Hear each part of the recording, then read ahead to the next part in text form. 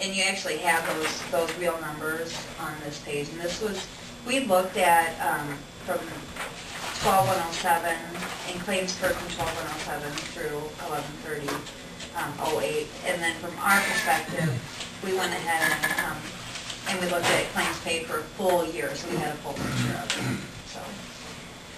So like for example, the hospital emergency rooms, there was 226 in this 12-month period. Your office visits can be things like chiropractic and X-ray and lab services, some of your doctor's offices. So we looked at all of those and said we want to make sure we have plenty of money in here to offset that. And so, well, I'll give you the total numbers if we can move through it. But you can just see that, for example, on the self-fulfilling contract, we increased it by over $60 per person per month.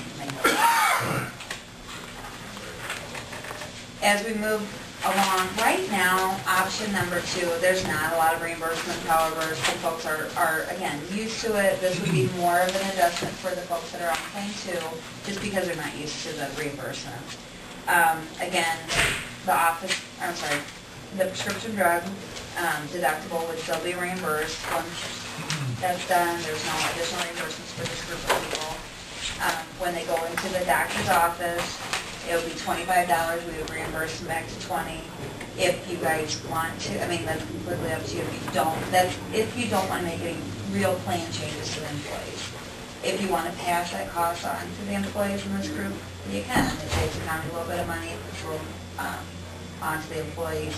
That's an option. But really, if you just want to keep the plan exactly the same as what they had, then it would just be, they would be receiving $5 checks every time they go to the doctor's office, and then a $50 check for when they go into the emergency room.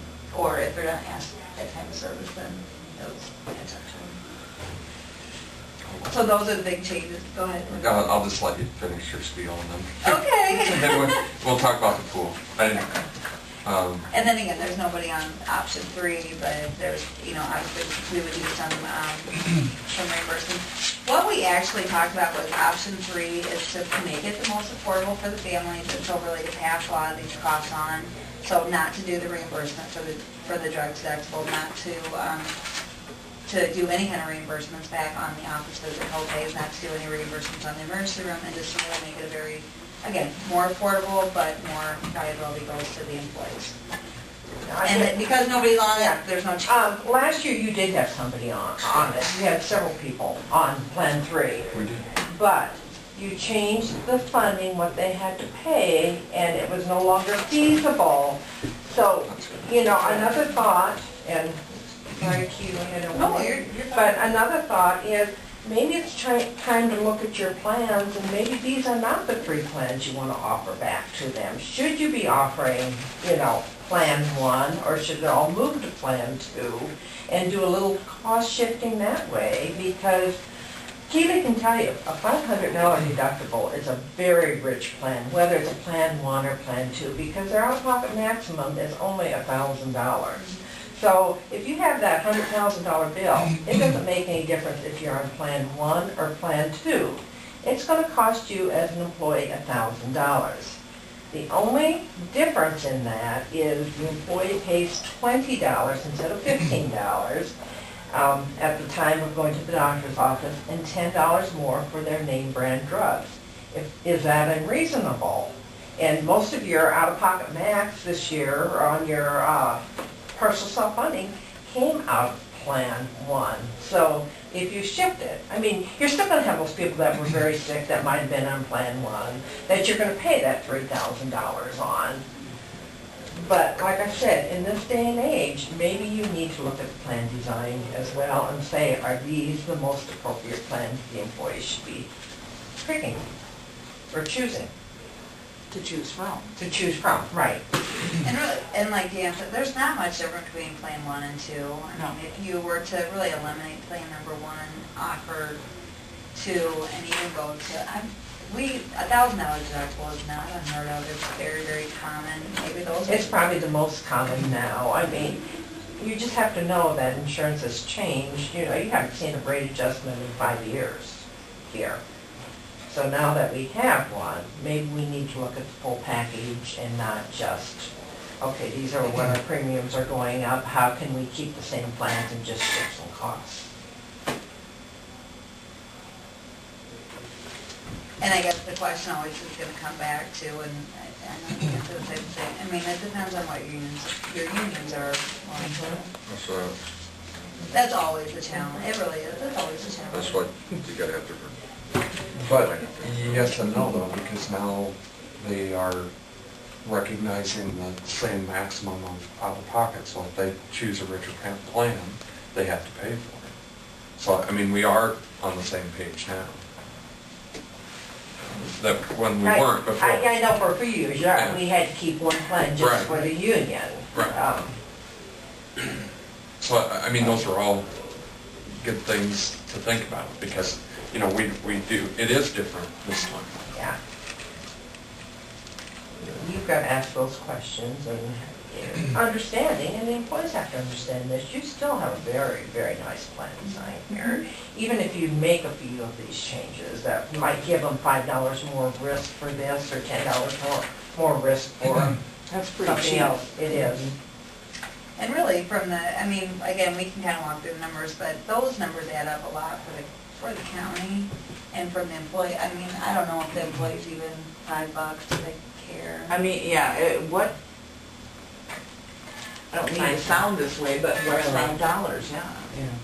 I mean, I would hope they would appreciate the benefits that you have, Oh, I for them think- regardless Yeah. of what it And then is. we waste that every kind of stuff. That's right. Our pool numbers are a little higher than I guess I was thinking. What would you recommend as a pool balance going forward, and do you see any opportunity to use a small portion of that to offset the increase?